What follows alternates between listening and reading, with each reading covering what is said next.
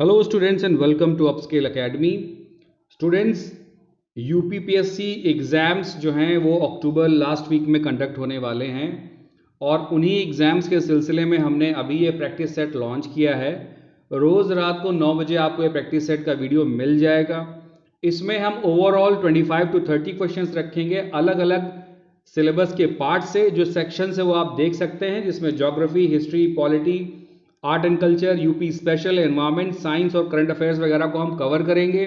जैसा pattern examination में आता है वैसा ही पैटर्न कवर करेंगे। क्वेश्चंस के साथ साथ जो बाकी ऑप्शंस हैं वो भी अपने आप में क्वेश्चन ही होंगे। दैट मीन्स कि अगर हम 25 क्वेश्चंस लगाते हैं तो लगभग 50 से 75 क्वेश्चंस हमसे एक वीडियो में लग जाएंगे। और इस तरह से 20 या 21 अक्टूबर तक हम कम से कम 1500 से 2000 सवाल लगा चुके होंगे। यानी कि जो सिलेबस है पूरा ओवरऑल 1-2 बार रिवीजन में कवर कर चुके होंगे। एग्जामिनेशन पॉइंट ऑफ व्यू से बहुत ही इंपॉर्टेंट वीडियो है। अगर आपकी तैयारी किसी रीजन से अच्छी नहीं हो पाई है तो 1 महीने का समय हमें दीजिए, ये सारे क्वेश्चंस लगाइए। मैं सारे टॉपिक से क्वेश्चंस बनाऊंगा, उनको रिवाइज कराऊंगा, क्वेश्चंस सॉल्व कराऊंगा और साथ ही साथ एक्सप्लेन भी कराऊंगा। इस वीडियो की, इस क्वेश्चन बैंक की जो PDF होगी वो आपको डिस्क्रिप्शन में मिल जाएगी। हमारा टेलीग्राम चैनल, व्हाट्सएप का लिंक दिया होगा, उसमें आप उसको ज्वाइन कर लीजिएगा। और अदर वीडियो जो इंपॉर्टेंट हैं एग्जामिनेशन पॉइंट ऑफ व्यू से, उनका लिंक भी डाल दूंगा जो इस चैनल पर हैं और आपको आसानी से मिल जाएंगे। अगर आप इस चैनल पर नए हैं तो सब्सक्राइब जरूर कर लीजिएगा। बढ़ते हैं पहले क्वेश्चन की तरफ। देखिए, पहला क्वेश्चन कहता है कि which of the following were the features of the government of India act 1919। Bharat सरकार अधिनियम 1919 की क्या विशेषताएं थी? अच्छे से देख लीजिए भाई। क्या दिया? डुअल स्कीम दिया गवर्नमेंट की, जी हाँ थी। बाइकैमरलिज्म भी था, direct elections in the country ये भी आया था, और सेपरेट इलेक्टोरेट नहीं आया था। क्यों? क्योंकि सेपरेट इलेक्टोरेट 1909 में जब मॉर्ले मिंटो रिफॉर्म्स आए थे तब आया था। और ये 1919 वाला जो था, इसको हम क्या कहते हैं? इसको क्या कहा जाता है? ये चेम्सफोर्ड, मॉन्टेग्यू चेम्सफोर्ड रिफॉर्म्स कहलाते हैं। ठीक है। अब देखो, डुअल स्कीम ऑफ गवर्नमेंट में क्या होगा? एक सेंट्रल गवर्नमेंट होगी और एक प्रोविंशियल गवर्नमेंट होगी। एक केंद्र पर होगी और दूसरी आपकी प्रोविंशियल गवर्नमेंट होगी। फिर द्विसदनात्मकता का मतलब क्या है? जो पहले इनकी काउंसिल बनी थी उसको 2 हिस्सों में बांट दिया गया। एक नीचे वाली को बोला ये लेजिस्लेटिव असेंबली कहलाएगी, और ऊपर वाले को उन्होंने क्या कह दिया? ऊपर वाले को कह दिया कि ये स्टेट काउंसिल कहलाएगी या राज्य परिषद कहलाएगी। इस तरह से डायरेक्ट इलेक्शंस होने लगे, पहले इलेक्शंस इनडायरेक्ट होते थे। तो इसका आंसर क्या हो जाएगा? 1, 2 एंड 3। अगला क्वेश्चन देखते हैं भाई। निम्नलिखित में से कौन सुमेलित है? ध्यान से पढ़ लीजिए जरा। लोक सेवा आयोग, गवर्नमेंट ऑफ इंडिया एक्ट 1935 बिल्कुल सही है। उस समय उसको लोक सेवा आयोग नहीं कहते थे, है ना। जैसे यूपीएससी इस समय है तो उस समय उसको फेडरल सर्विसेज कहा जाता था। दूसरा दिया हुआ है कि बाइकैमरलिज्म कहां से लिया हमने? ब्रिटिश कॉन्स्टिट्यूशन से। जी हाँ, ये जो राज्यसभा लोकसभा का कॉन्सेप्ट है ये हमने कहां से लिया है? ये हमने लिया हुआ है ब्रिटिश के कॉन्स्टिट्यूशन से। तीसरा दिया हुआ है इम्पीचमेंट ऑफ प्रेसिडेंट, राष्ट्रपति पर महाभियोग कहां के संविधान से लिया गया है? इसका पूरा परफॉर्मा कहां से लिया गया भाई? ये लिया गया है यूएसए से। ये यूएसए से लिया गया है। आयरलैंड का गलत दे दिया है, तो आयरलैंड वाला कहां से? आयरलैंड से क्या लिया, आगे डिस्कस करते हैं। देखो, पहले देख लेते हैं राज्य के गवर्नरों की केंद्र द्वारा नियुक्ति, appointment of state governors by the centre, Canadian constitution से लिया गया है। ये बात भी बिल्कुल सही है। आयरिश कॉन्स्टिट्यूशन से हमने क्या लिया हुआ है? आयरिश कॉन्स्टिट्यूशन से हमने लिया है DPSP, directive principles of state policy, राज्य के नीति निर्देशक तत्व। ठीक है। और हमने लिया है इलेक्शन ऑफ प्रेसिडेंट, ये भी आयरलैंड से लिया गया है। तो देखिए इसमें कौन कौन से ऑप्शन सही होंगे? 1, 2 and 4। Option C is the right option. अगला आते हैं, निम्नलिखित में से किनको हटाने में संसद की भूमिका रहती है? देख लीजिए भाई, जरा ऑप्शंस देख लीजिए। पार्लियामेंट का रोल होता है किसको किसको हटाने में? देखो, पढ़ो एक बार। नियंत्रक एवं महालेखा परीक्षक, जिनको आप कैग कहते हैं, यूपीएससी के चेयरमैन को, या जज के, हाई कोर्ट के जजेस को, या सुप्रीम कोर्ट के जजेस को। देख लो भाई, हाई कोर्ट के जजों को और सुप्रीम कोर्ट के जजों को पार्लियामेंट हटाने के लिए पहले राष्ट्रपति को ज्ञापन देना पड़ता है, इनको एड्रेस देना पड़ता है मेजॉरिटी के साथ में, और प्रेसिडेंट एक्सेप्ट कर लेते हैं। उसके बाद में इनको हटा दिया जाता है। कब हटाते हैं? जब देखा जाता है कि जजेस जो हैं अकॉर्डिंगली काम नहीं कर रहे हैं या इन कैपेसिटी में काम कर रहे हैं, ठीक है, सही से काम नहीं कर पा रहे हैं, तब हटाया जाता है। तो इसका ऑप्शन होगा 3 एंड 4, इनको हटा सकते हैं। बाकी ऊपर वाले दो, इनको तो सीधे अपॉइंट कर रहा है प्रेसिडेंट, तो उसमें पार्लियामेंट का कोई लेना देना नहीं है। आगे बढ़ जाते हैं। देखिए, भारत के संविधान के कौन से अनुच्छेद के अंतर्गत भारत के महान्यायवादी की नियुक्ति होती है? बहुत ही ज्यादा इंपॉर्टेंट है। महान्यायवादी यानी कि अटॉर्नी जनरल ऑफ इंडिया। कौन सा आर्टिकल कहता है? आर्टिकल 76 कहता है, ठीक है, the state of India should have an attorney general, shall have an attorney general.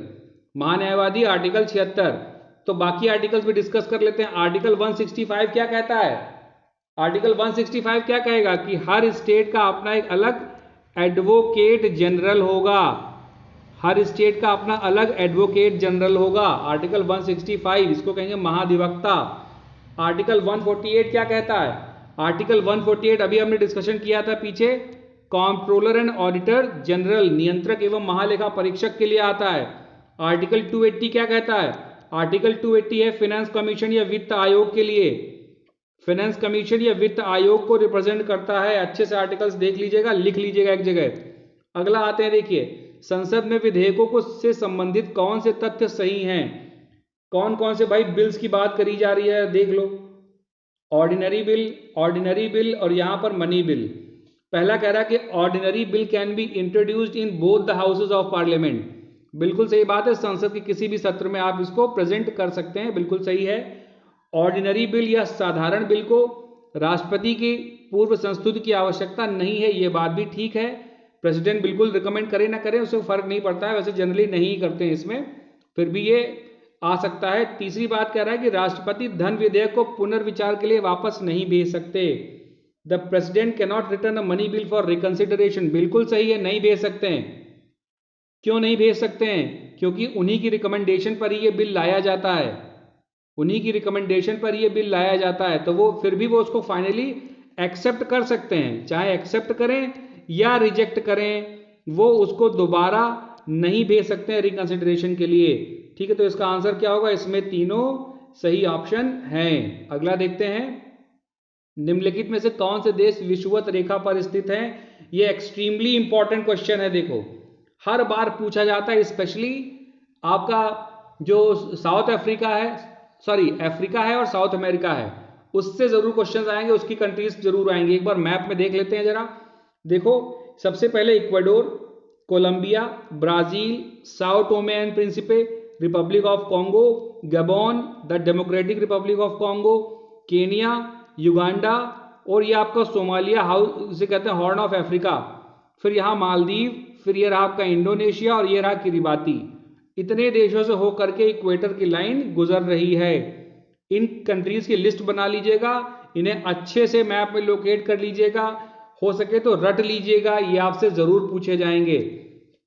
Uganda से जाती है, ब्राजील से भी जाती है, केनिया से भी जाती है और इंडोनेशिया से भी जाती है। ऑप्शन होगा, आंसर होगा ऑप्शन डी। अगला देखिए भाई, अगला कहता है आपसे कि निम्नलिखित में से कौन सी ठंडी जल धाराएं हैं? आइए जरा मैप पे देखो, जितनी ये आपको रेड वाली दिख रही है ना, ये देखो इक्वेटर है बीच में, सभी को इक्वेटर दिखाई दे रहा होगा। इक्वेटर से अंदर की ओर जितनी भी जा रही हैं, ये सारी क्या होती हैं? हॉट होती हैं। इक्वेटर से अंदर की ओर देखो, जितनी भी जाएंगी ऊपर की तरफ, मतलब पोल्स की तरफ जो जाएंगी, वो सारी की सारी गर्म होंगी। और इक्वेटर से नीचे से, पोल से जो इक्वेटर की तरफ आएंगी, वो सारी की सारी क्या होंगी? ठंडी होंगी। देख लो इधर, ये सारी की सारी ठंडी होंगी। नीचे की तरफ, इक्वेटर की तरफ जो आ रही हैं पोल से, ये सारी की सारी ठंडी होंगी। तो देख लो जरा कौन कौन सा पूछा गया। बेंगुएला करंट देखो ठंडा है, लेब्राडोर करंट भी ठंडा है। देखो ये ओयाशियो पूछा गया है, ये भी ठंडा है। कई बार क्यूरोशियो पूछा जाता है। ओयाशियो क्यूरोशियो दोनों जापान के देख लो ईस्ट में बह रही हैं। क्यूरोशियो गर्म है, ओयाशियो ठंडी है। और एक और पूछी गई लेब्राडोर, सॉरी फाकलैंड, फाकलैंड यहाँ पर है। फाकलैंड आइलैंड्स कहाँ पर पड़ेगी? दक्षिण अफ्रीका में, दक्षिण अमेरिका में ये रहे फाकलैंड आइलैंड्स, यहाँ पर पड़ती है। और ये भी एक कोल्ड करंट है, ऐसे जाएगी, ये भी कोल्ड करंट है। तो देख लो, इसमें से ये चारों की चारों कोल्ड करंट हैं। कोल्ड पढ़ा दी हैं, लिस्ट पूरी देख लीजिएगा, हॉट वाली अपने आप पढ़ लीजिएगा, तैयार कर लीजिएगा। ये टॉपिक आज का आज तैयार हो जाना चाहिए। आगे आते हैं, देखो अंडमान और निकोबार के बीच से कौन सी अक्षांश या लैटिट्यूड कौन सा पास होता है अंडमान एंड निकोबार के बीच में? जरा देख लो मैप में, ये रहा अंडमान निकोबार, देखो 10 डिग्री चैनल जा रहा है, 10 डिग्री चैनल आपको दिखाई दे रहा होगा, ये देखिए, ये रहा आपका 10 डिग्री चैनल, किसके किसके बीच में जा रहा है? ये रहा आपका अंडमान, ये अंडमान है पूरा, और यहां पर ये आपका निकोबार है। आगे देखो, कई बार 9 डिग्री और 8 डिग्री भी पूछा जाता है, तो लक्षद्वीप और मिनिकॉय के बीच में जो चैनल जाएगा that is 9 degree channel. Minicoy और मालदीव के बीच में जो चैनल जा रहा है देखो, उसको हम कहते हैं 8 डिग्री चैनल। तो 8 डिग्री, 9 डिग्री और 10 डिग्री, ये तीनों यहां से आपको मिल गए, नोट्स बना लीजिएगा। आंसर इसका होगा 10 डिग्री चैनल। अगला क्वेश्चन आ जाते हैं, देखो मध्य प्रदेश उत्तर प्रदेश के कितने जिलों के साथ सीमाएं बनाता है? बहुत बढ़िया सवाल और इंपॉर्टेंट सवाल, देख लो यार मैप में, देखो देखो इधर, पहला आगरा, दूसरा इटावा, तीसरा जालौन, चौथा झांसी, पांचवा ललितपुर, छठा महोबा, सातवां बांदा, आठवां चित्रकूट, नवा प्रयागराज, फिर आपके 10वां मिर्जापुर और 11वां कौन सा है? ये सोनभद्र जिला पड़ जाता है। तो टोटल 11 डिस्ट्रिक्ट के साथ बनाती है। इसमें एमपी के कितने जिले जुड़ जाते हैं? मध्य प्रदेश के टोटल 14 जिले पड़ते हैं बॉर्डर पर, तो यूपी के टोटल पड़ते हैं 11।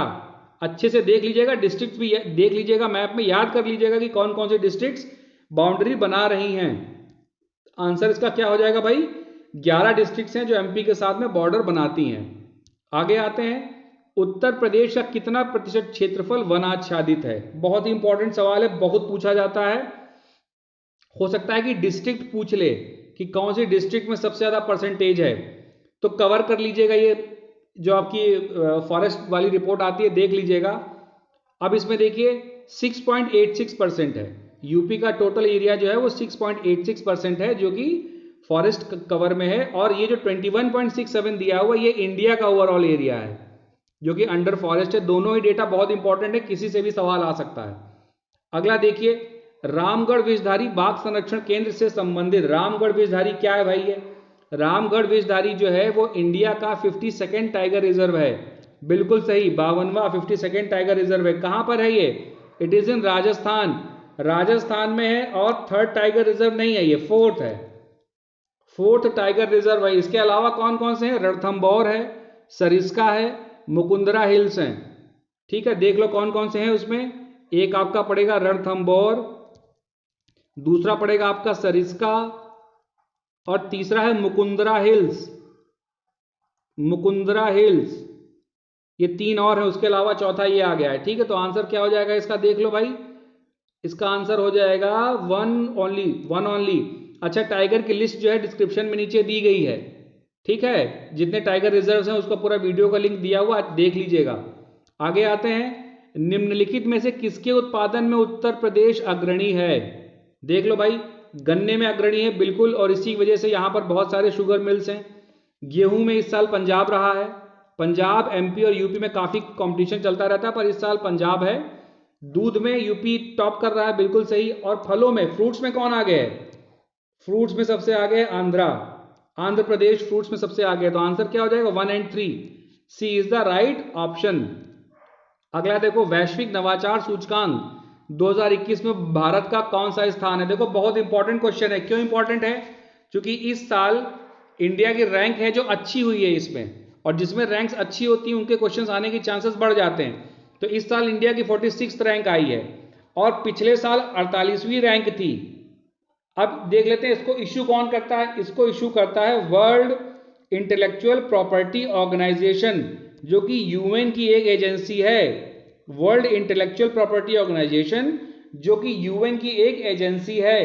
टॉप कंट्री कौन थी इस बार? टॉप कंट्री वही है जो पिछली बार टॉप थी। क्या नाम है उसका? उसका नाम है स्विट्जरलैंड। दूसरी कंट्री रही है स्वीडन, और तीसरे नंबर पर रहे हैं यूएसए। देख लीजिएगा इसको। अगला क्वेश्चन देखते हैं, दीपोर बील नामक रामसर वेटलैंड साइट भारत के किस प्रदेश में है? देखो, बील का मतलब होता है लेक, झील। रामसर वेटलैंड किसके लिए होता है? जितनी भी वाटर बॉडीज हैं, जहां पर ऐसा लैंड जहां पर पानी है, जैसे झील हो गया या कोई बड़ा सा तालाब हो गया या दलदल हो गया, तो वहां पर रामसर वेटलैंड डिक्लेयर किया जाता है उनके प्रोटेक्शन कंजर्वेशन के लिए। और ये असम में लोकेटेड है। क्या हुआ है इसको? इसको इको सेंसिटिव जोन बना दिया गया है।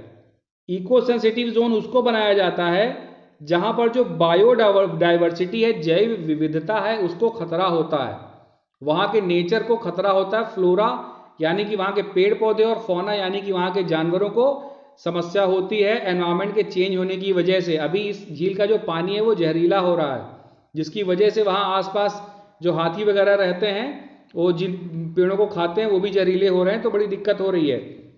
अगला क्वेश्चन देखते हैं, भारत के किस जिले में मगरमच्छ की तीनों प्रजातियां पाई जाती हैं? अच्छे से जरा देख लो भाई, ये जो लंबी स्नाउट वाला है ना, इसको कहते हैं एलिगेटर, इसको कहा जाता है एलिगेटर या घड़ियाल। और ये जो चौड़े मुंह वाला होता है इसको हम कहते हैं मगर, इसको कहा जाता है मगर, हिंदी में भी इसको मगर ही कहते हैं। अब ये चौड़े मुंह वाला जो होता है ये मैन ईटर होता है, ये नरभक्षी है, आदमी को भी खा जाएगा, इसीलिए बड़ा खतरनाक होता है। ये वाले जनरली फिश खाते हैं, क्योंकि इनका मुंह आप देख रहे हैं, इंसानों को नहीं खाएंगे, जनरली फिश खाते हैं। और केंद्रापारा डिस्ट्रिक्ट है ओडिशा में, जहां पर ये तीनों पाए जाते हैं। एक कौन कौन से हैं? एक तो आपका फ्रेश वाटर हो गया, फ्रेश वाटर क्रोकोडाइल, दूसरा आपका सॉल्ट वाटर जो खारे पानी में मिलेगा, और तीसरा आपका एलिगेटर है, तीसरा आपका एलिगेटर हो गया। ये तीनों वैरायटी हैं क्रोकोडाइल्स की जो आपको मिल रही है केंद्रपारा डिस्ट्रिक्ट ओडिशा में, ये डिस्ट्रिक्ट ओडिशा में है।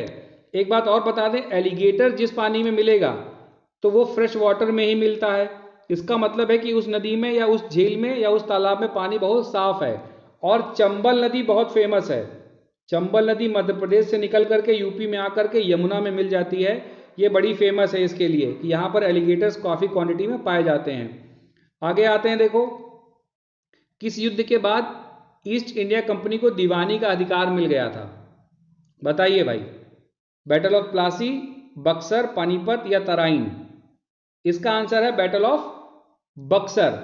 1764 में अंग्रेजों और शाह आलम टू के बीच में लड़ाई हुई, अंग्रेजों और शाह आलम टू के बीच में लड़ाई हुई थी, जिसको अंग्रेजों ने जीत लिया था, और उसके बाद में शाह आलम टू को पेंशनर बना दिया गया था।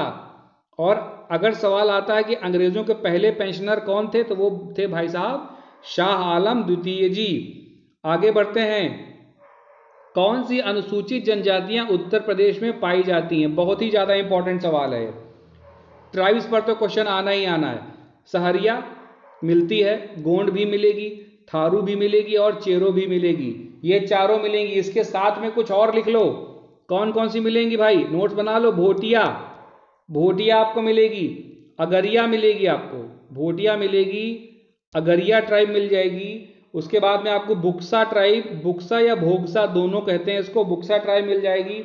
फिर आपको जौनसारी मिलेंगे, जौनसारी ट्राइब मिल जाएंगी। ये 8 बहुत ज़्यादा इंपॉर्टेंट ट्राइब हैं, और भी हैं जिसमें आप केवट कह लीजिए, कंजड़ कह लीजिए, कोल है, कोरवा है, बहुत सारी हैं। तो ट्राइब्स जरूर प्रिपेयर कीजिएगा, इससे क्वेश्चन 100% आना ही आना है। आंसर हो जाएगा ऑप्शन डी। अगला देखते हैं, कौन से गुप्त वंश के राजा को महेंद्रादित्य की उपाधि मिली थी? महेंद्रादित्य, भाई गुप्ता किंग क्यों आया क्वेश्चन ये? अभी हाल ही में यूपी की डिस्ट्रिक्ट है एटा, एटा डिस्ट्रिक्ट में खुदाई के समय गुप्तकालीन टेम्पल मिला हुआ है, और उस टेम्पल में क्या मिला हुआ है? 2 पिलर्स मिले हुए हैं ऐसे, और उसके बाद सीढ़ियां हैं ऊपर जाने के लिए। तो इन पिलर्स पर जो इंस्क्रिप्शन है, जो खुदाई हुआ, जो अभिलेख मिले हैं, उसमें नाम दिया गया है किसका? महेंद्रादित्य। और महेंद्रादित्य किसको कहते थे? कुमार गुप्त को महेंद्रादित्य का टाइटल मिला हुआ था। ओके, जो स्क्रिप्ट यूज की जाती थी वहां पर उस समय, उसको हम कहते थे कौंच स्क्रिप्ट। अच्छे से देख लो, कौंच स्क्रिप्ट या शंख लिपि। गुप्तास के टाइम में जो लिपि मिली है उसको कहते हैं शंख लिपि, और इसी से जाना गया है कि ये गुप्ता के पीरियड का है, और उसमें महेंद्रादित्य मिला हुआ है। एक और बात बता दें आपको कि देवगढ़ है ललितपुर में, एक डिस्ट्रिक्ट है ललितपुर, यूपी एमपी बॉर्डर पे, वहां पर एक जगह है देवगढ़, वहां पर भी गुप्ता टाइम के दशावतार के टेम्पल्स मिले हुए हैं, इसको भी लिख लीजिएगा, कहीं नोट कर लीजिएगा। आगे आते हैं, निम्नलिखित में से कौन से शहर फिरोज शाह तुगलक ने बसाए? ये फिरोज शाह तुगलक कौन थे? फिरोज शाह तुगलक जो है, ये तुगलक डायनेस्टी में जब ऊपर वाले दोनों तुगलक की डेथ हो गई, उसके बाद में इनको जबरदस्ती कह लो एक तरह से शहनशाह बनाया गया, और ये कैनाल्स बनाने में बड़े शौकीन थे, इन्होंने नहरें बहुत सारी खुदवाई। और इन्होंने जो इनह्यूमन पनिशमेंट्स होती थी, जैसे हाथ काट देना, पैर काट देना, आंखें फोड़ देना, जबान काट देना, जला देना, वो इन्होंने बंद कर दी थी। तो इनकी ये दो और इंपॉर्टेंट बातें हैं। तीसरी इंपॉर्टेंट बात कि इन्होंने जौनपुर बसाया, हिसार बसाया, फिरोजाबाद, फतेहाबाद, ये सारे डिस्ट्रिक्ट भी इन्होंने बसाए थे। Option C is the right answer. किस जिले का नाम बदलकर हाल ही में नर्मदापुरम रखा गया है? देखो, नर्मदापुरम का मतलब है कि नर्मदा के किनारे कोई नदी होगी। नर्मदा के किनारे अगर नदी है, इसका मतलब या तो एमपी में होगी, है ना, या फिर आपकी गुजरात में होगी। एमपी में होगी या गुजरात में होगी। देख लो कौन सी डिस्ट्रिक्ट पड़ेगी, होशंगाबाद डिस्ट्रिक्ट है। होशंगाबाद का नाम बदल करके नर्मदापुरम रख दिया गया है। मैच द फॉलोइंग, सुमेलित करो भाई। इंडस वैली सिविलाइजेशन से जरूर क्वेश्चन आना है। 16 जो महाजनपद थे उनसे जरूर क्वेश्चन आना है। देख लो भाई, और खासकर साइट्स पे जरूर सवाल पूछा जाता है। अच्छा, इस बार एक जो ढोलावीरा है, ढोलावीरा पर भी सवाल आने की संभावना बहुत ज़्यादा है। अगले वाले पेपर में हम डालेंगे वो सवाल। हुलास क्या है? हुलास इज इन उत्तर प्रदेश, देसलपुर गुजरात में है, मांडा जम्मू कश्मीर में है, और बालू आपकी हरियाणा में है। हुलास यूपी में है, देसलपुर गुजरात में है, मांडा जम्मू कश्मीर में और बालू हरियाणा में है। देखो, एक है मंडी, तो मंडी से मांडा में कंफ्यूज मत हो जाना। और मंडी से, मंडी एक डिस्ट्रिक्ट हिमाचल प्रदेश में भी है, तो उससे भी कंफ्यूज मत हो जाना कि हिमाचल प्रदेश में होगा ये, नहीं, मंडी इज ऑल्सो इन यूपी, मंडी भी यूपी में ही पड़ेगा। इसका आंसर हो जाएगा ऑप्शन बी, DBAC, देख लेना। अगला आ जाते हैं, मानव शरीर का कौन सा अंग रक्त का शुद्धिकरण करता है? भाई बहुत ही ज्यादा इंपॉर्टेंट क्वेश्चन है ये, साइंस जरूर आएगी उसमें। ये जो आपके क्या कहते हैं फंक्शनिंग है अलग अलग बॉडी पार्ट्स की, जरूर पूछी जाती है। सबसे पहले देख लेते हैं हार्ट का काम क्या होता है। ये इसका काम होता है पंप करना। किसको पंप करना? ब्लड को पंप करना पूरी बॉडी में। स्प्लीन क्या करेगी? स्प्लीन आपकी जो आपकी ब्लड सेल्स हैं RBC और WBC उनको मैनेज करती है। लीवर का काम क्या होता है? लीवर का काम होता है बाइल जूस बनाना। ये बाइल जूस बनाता है जो कि फैट्स को डाइजेस्ट करने में हेल्प करता है, और साथ ही साथ ये कोलेस्ट्रॉल बनाता है, जिसकी हेल्प से फैट को आप पूरी बॉडी में पहुंचा पाते हैं। ये काम हो गया लीवर का। अब बचे गुर्दे। तो गुर्दे जो होते हैं ये बॉडी के प्योरीफायर हैं। जितनी भी चीजें प्योरीफाई हो रही, कोई भी लिक्विड फ्लूइड प्योरीफाई होगा तो वो गुर्दे में होगा। इसका आंसर क्या हो जाएगा? ऑप्शन डी आंसर हो जाएगा, लेकिन बाकी का भी आप फंक्शनिंग देख लीजिएगा। हींग पादप के कौन से भाग से निकाली जाती है? हींग क्यों आया न्यूज में भी? वैसे भी रहता है, हींग इंपॉर्टेंट है, लेकिन अभी क्यों आया? क्योंकि अफगानिस्तान के साथ साथ जो लगे एरियाज हैं वहां पर हींग बहुत बड़ी क्वांटिटी में उगाई जाती है। आपको पता है कि तालिबान ने कब्जा कर लिया है, इसलिए हींग अभी न्यूज में है, क्योंकि हींग के प्रोडक्शन पे और उसकी सप्लाई पे बड़ी दिक्कत है। अभी कल परसों में ही 21,000 करोड़ का एक कंसाइनमेंट पकड़ा गया है जिसमें सारे ड्रग्स थे। तो इस चक्कर में भी अभी इंपोर्ट एक्सपोर्ट पे बैन लगा हुआ है। बैन का लगा है, बहुत कॉशियस हैं लोग, इसकी वजह से बहुत महंगी हो गई है। मिलती कैसे? अगर ये ज़मीन देख लें और ये इसका पेड़ पौधे कह लें, तो जो जड़ें होती हैं, ये जो जड़ें हैं देखो, जड़ों से एक गम निकलता है, गम कह लो या रेजिन कह लो या गोंद कह लो, वैसा कुछ निकलता है, और उसको निकालने के बाद में सुखाया जाता है, उससे बनती है आपकी हींग। तो किससे निकलेगी भाई? जड़ से निकलेगी। Option D. अगला क्वेश्चन देखिए, फाइब्रोइन निम्नलिखित में से किससे निकाला जाता है? देखो, फाइबर्स पर सवाल जरूर आता है। अब फाइबर चाहे आपके सिंथेटिक हो, सिंथेटिक का मतलब क्या हुआ? सिंथेटिक का मतलब हुआ चाहे नकली हो या नेचुरल हो, इन पर सवाल जरूर बनेगा। तो यहां पर फाइबर की बात है, फाइब्रोइन। फाइब्रोइन क्या है? एक प्रोटीन फाइबर है ये एक प्रोटीन फाइबर है। किससे निकलता है भाई? ये किससे निकलेगा? ये निकलेगा आपका सिल्क से। देख लीजिएगा, सिल्क से निकलेगा ये। अगला क्वेश्चन है, निम्नलिखित में से कोयले की कौन सी प्रजाति को सबसे अच्छा माना जाता है?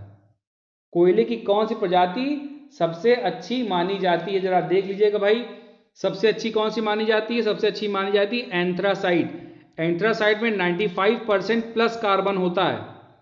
और सबसे खराब मानी जाती है पीट।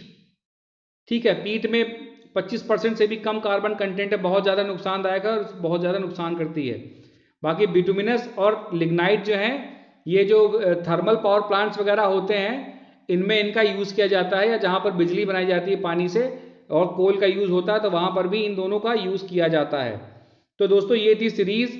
होप आपको क्वेश्चन सब अच्छे लगे होंगे, समझ में आए होंगे, कुछ कॉन्सेप्ट भी क्लियर हुआ होगा। चैनल सब्सक्राइब नहीं किया है तो तुरंत सब्सक्राइब कर लो, क्योंकि आने वाले 20-25 दिन तक आपको ऐसी ही इंपॉर्टेंट सीरीज मिलने वाली है।